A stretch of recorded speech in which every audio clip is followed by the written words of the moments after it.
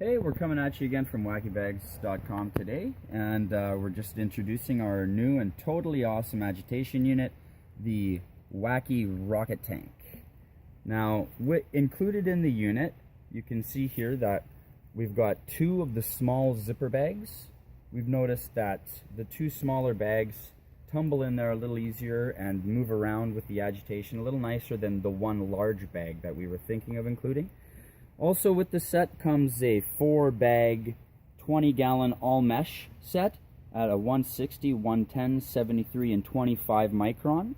We're also going to include two of the large Wacky pressing screens. Also included in the unit comes two ball valves, one 1/2-inch ball valve and one 3/4-inch ball valve, with gaskets for each ball valve to be attached, and they are attached with a tri-clamp, quick and easy to use. Also included is this racking arm, which with this specific ball valve can be put into the machine, and after loosening the tri-clamp can be moved around to focus your agitation in whichever direction you want. Now you can see that these two ball valves will allow both air and CO2 to be used simultaneously, or if you'd like, you can just have two airs or two CO2s, whichever you prefer. This particular piece right here is a temperature gauge that we've attached to the outside instead of the inside, just to allow more room for the bag to travel and not to get all caught up on it there. And that's pretty much what comes with the unit. So we're just gonna quickly take you through a very simple step to install one of the ball valves here, and this is pretty much. And now we're just gonna take you for a little more of an up close and personal look at some of the features of the machine as well, or the unit, sorry. You can see that it stands really well elevated off the ground with the ball valves below here. The welds are so beautiful, very nicely done, nice and polished. Up here we've got a multiple clamp system holding the lid on, which is very sturdy. Really great and tough handle system that is very durable, rugged. You could easily lift the unit full with the handles without a problem. Might be heavy for you, but the handles are going to handle it no problem. Anyway, we're just going to quickly take this lid off and show you what's underneath here.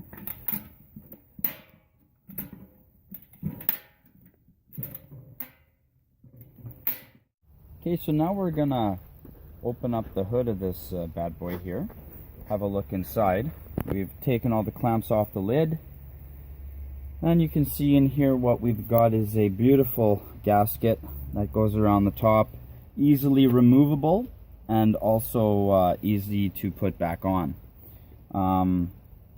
Yeah, works really great.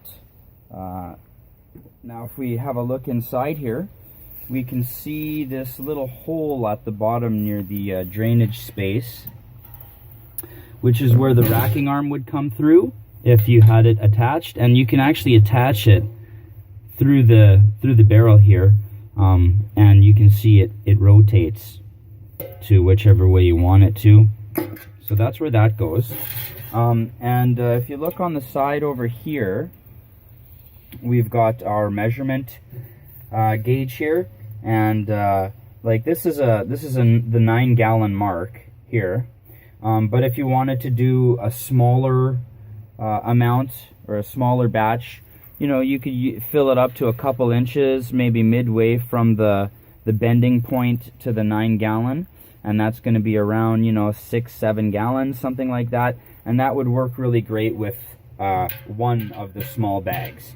If you're going to do a little bit more, you might want to fill it up a little more, put both bags in which case you're going to want to probably adjust the pressure, the PSI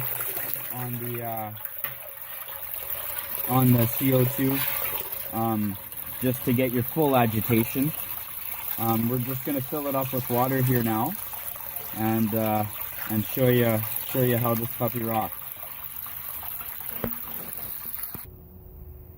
Now, as you can see, we've filled it up just to close to the 9-gallon mark here, and we've put one of our bags in, the small zipper bag, with just some rag in there to keep it buoyant or whatever. And we're going to show you how this bad boy agitates. So we've currently got our compressed air here to 30 psi, and I'm just going to crank it open slightly. And that's just a touch. So I'll give it a little bit more juice. And you can see how it's agitating pretty good. Remember, the lid's going to be on. You don't need it on, but you can always put the lid on. It has a purge to release pressure, and I don't even have this thing cranked halfway. So that's the oxygen. Now we're going to do the CO2, and we have our CO2 currently at 40 psi. So I'm going to crank this guy just ever so slightly. So that's just a hair open. We'll slowly bring it up for you here.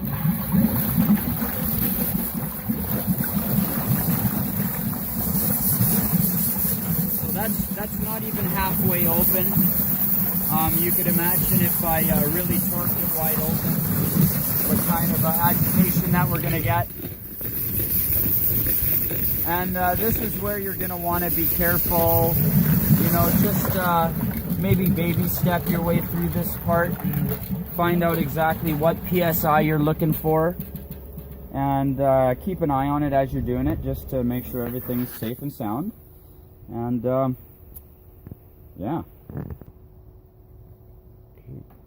Okay, we've got this lid on now, and we're just gonna lock it back up and take you for a trip.